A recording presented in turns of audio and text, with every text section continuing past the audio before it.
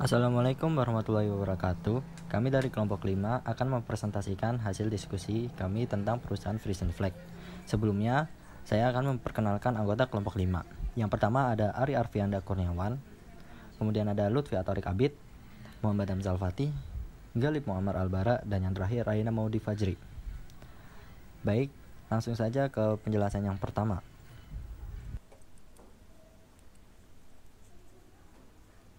PT Frisian Flag Indonesia adalah bagian dari salah satu koperasi susu terbesar di dunia, Friesland Campina, yang berpusat di Belanda. Kami mempekerjakan lebih dari 2.000 karyawan di seluruh Indonesia dan memiliki 2 fasilitas produksi di Pasar Bo dan Ciracas, Jakarta Timur, yang memproduksi berbagai produk susu untuk memenuhi gizi keluarga Indonesia.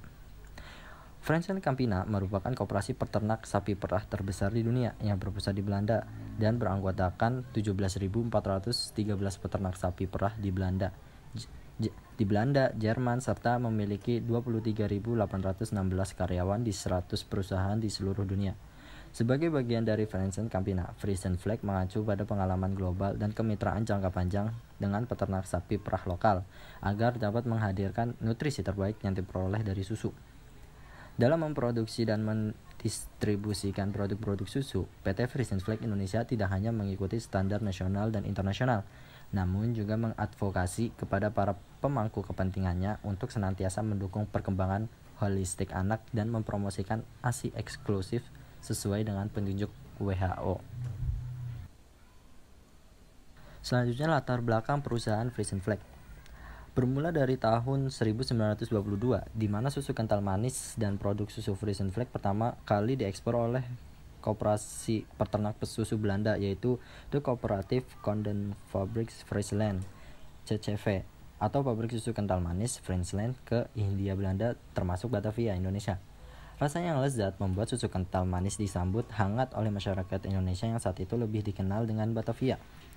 Untuk memudahkan diterima oleh pasar dan masyarakat, produk ini kemudian dikenal dengan nama susu cap bendera, dan brand inilah yang kemudian menjadi hits serta menjadi semacam ikon setiap produk susu yang saat itu hadir di Indonesia. Tahun 1968, PT Frisian Flag Indonesia didirikan dengan kemitraan antara Kooperatif Condenfabrieks Friesland dan sebuah perusahaan lokal. Pada tahun 1969, pabrik Pasar Bo mulai dibangun, dan mulai tahun 1971, pabrik tersebut mulai memproduksi susu kental manis untuk dipasarkan ke seluruh Indonesia. Pabrik bertambah di daerah Ciracas pada tahun 1977, dan di lokasi pabrik inilah para blogger mendapat kesempatan untuk berkunjung dan melihat secara langsung proses produksi susu kental manis yang selama lebih dari 9 dekade membantu nutrisi keluarga Indonesia. Tahun 2002 menjadi tahun yang bersejarah karena perusahaan berganti nama menjadi PT Frisian Flag Indonesia dan terus melakukan inovasi untuk mengeluarkan beragam varian produk susu inovatif sesuai kebutuhan dan perkembangan zaman. Selain susu bubuk yang diproduksi pada tahun 1979, pada tahun 1988 dimulailah produksi susu pertumbuhan pertama di Indonesia dan susu UHT siap saji pada tahun 1991. Sejarah membuktikan, dari masa ke masa, hadirnya Frisian Flag susu kental manis di Indonesia telah banyak membantu memperbaiki gizi dan asupan nutrisi yang maksimal untuk anak-anak Indonesia.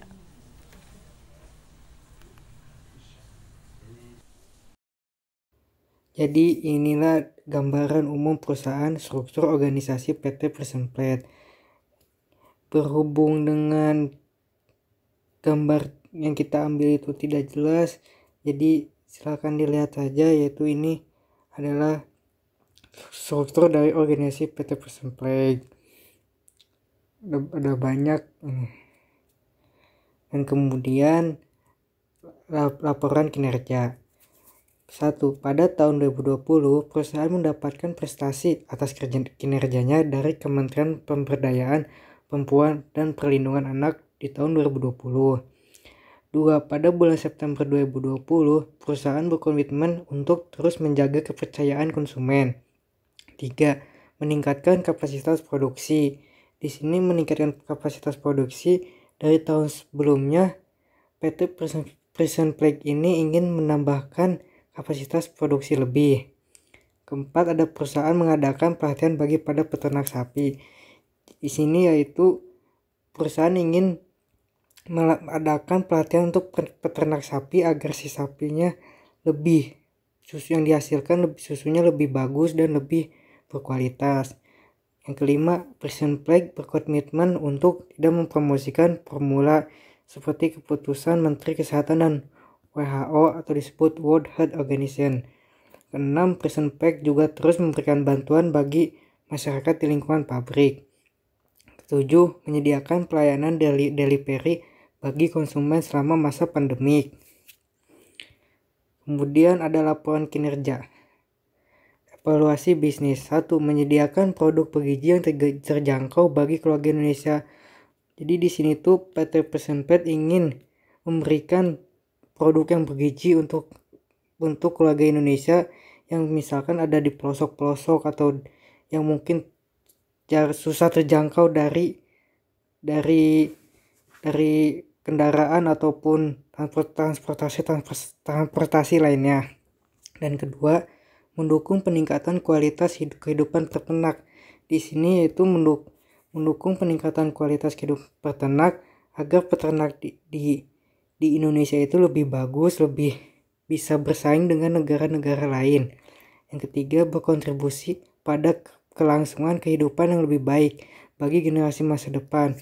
Di sini PT Precision Flag ingin sekali generasi masa depan itu lebih baik, lebih baik. Lalu yang akan saya jelaskan adalah permasalahan bisnis hambatan yang dialami PT Precision Flag. Yang pertama, kurangnya inovasi terhadap varian rasa produk susu. Yang kedua, kandungan gula yang cukup tinggi cenderung banyak dihindari. Yang ketiga, minimnya sarana promosi via website. Yang keempat, kendala yang ditemukan dalam mempopulerkan susu sebagai minuman sehat. Yang kelima, pasokan susu murni yang terbatas menjadi kendala bagi PT Precision Flag. Lalu ada solusi yang dilakukan untuk mengatasi masalah yang dihadapi. Precision Flag menggandeng beberapa institusi pendidikan dari perguruan tinggi seperti Universitas Brawijaya dan Universitas Pajajaran serta berbagai sekolah dasar. Nanti Precision Flag bakal memberi informasi berbasis ilmiah kepada mahasiswa sambil memberi susu serta membangun fasilitas olahraga bagi anak-anak sekolah dasar. Lalu ada pemilihan vendor, evaluasi, dan peningkatan supplier. Supplier yang dipilih berasal dari 18 supplier yang terdiri dari koperasi dan peternakan mandiri atau perorangan. PT Precision Flag Indonesia menjalankan corporate social responsibility yang sudah menjadi kesepakatan dan dilakukan oleh PT Precision Flag Indonesia, yaitu pendistribusian susu untuk kegiatan PAUD dan posyandu, anak-anak yang memiliki gizi buruk dan penyakit TBC, dan setiap 1 bulan 2 kali PT Precision Flag Indonesia memberikan bantuan susu kepada masyarakat. Bantuan dana operasional yang diberikan oleh perusahaan kepada kader atau ibu-ibu yang mengurus segala tentang PAUD dan posyandu. Lalu membuat catatan tersendiri dari setiap penjelasan dilakukan oleh karyawan divisi Explain Claim sebelum memulai pekerjaan mengenai pekerjaan yang diberikan kepada praktikan. Selain itu, praktikan membuat catatan setiap kali ada pekerjaan yang berhubungan dengan polis.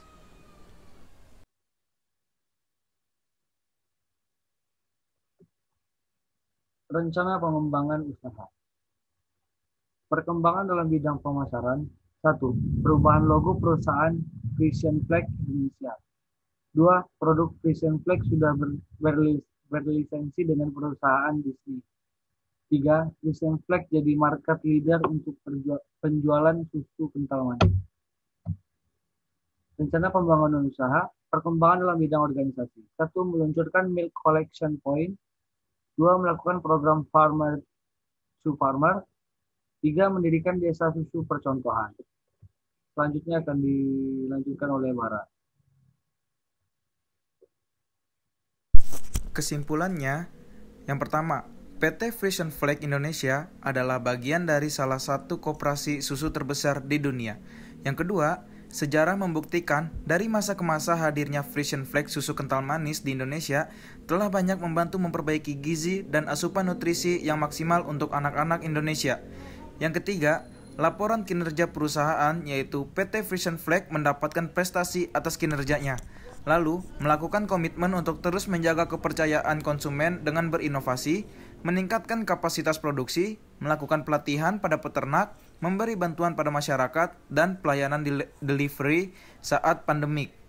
Yang keempat, evaluasi bisnis PT Precision Flag adalah menyediakan produk bergizi yang terjangkau bagi keluarga Indonesia, mendukung peningkatan kualitas hidup peternak, dan berkontribusi pada kelangsungan hidup yang lebih baik.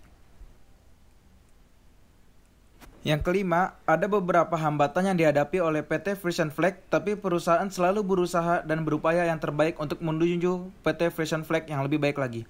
Yang keenam, pengembangan yang dilakukan dalam bidang pemasaran adalah perubahan logo perusahaan, produk sudah berlisensi perusahaan Disney, dan perusahaan menjadi market leader untuk penjualan susu kental manis. Yang terakhir, pengembangan yang dilakukan dalam bidang organisasi adalah meluncurkan Milk Collection Point, melakukan program Farmer to Farmer, dan mendirikan desa susu percontohan. Saran dari kelompok kami, Frisian Flag harus melakukan inovasi dan pengembangan terus-menerus. Promosi juga harus lebih efektif dan efisien agar produk yang sudah dikenal ini akan terus diminati dan tidak kalah dalam persaingan dengan kompetitornya.